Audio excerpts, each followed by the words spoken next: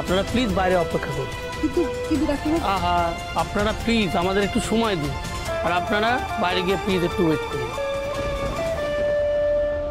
Sister, সকালে যে টেস্টগুলো করতে দেওয়া হয়েছিল সেগুলো কি এসছে? Yes sir. আপনারা প্লিজ বাইরে ওয়েট করুন। চলো সোমেনদা, মা চলো প্লিজ, ওনাদের কাজ করতে দাও। চলো চলো চলো।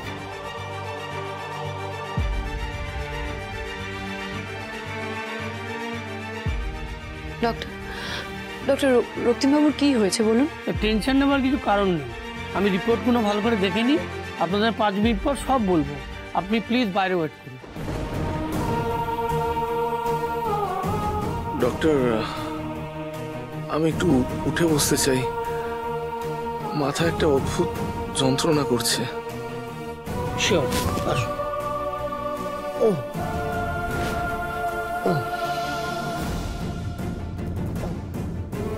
আচ্ছা রক্তিমবাবু, আপনার কি মনে আছে আপনার সাথে কি হয়েছিল? আই মিন, আপনি এখানে কেন ভর্তি হয়েছেন?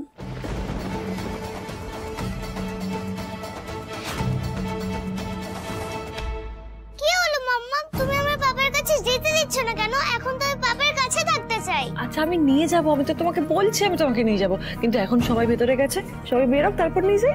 না মাম্মা, আমি এক্ষুনি যাব, প্লিজ মাম্মা, আমার নিয়ে যাও না, ইস্যু কেন জেদ করছো তুমি? আমি তো তোমাকে প্রমিস করছি আমি তোমার পাপার সঙ্গে তোমাকে দেখা করাবো। আচ্ছা এদিকে বসো।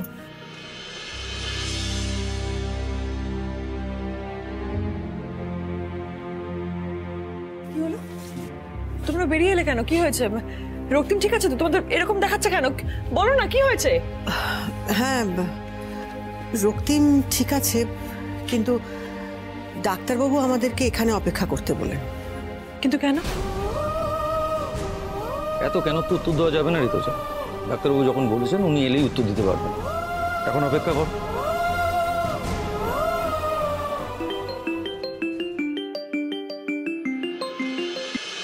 হ্যাঁ ঘোষবাবু বলুন।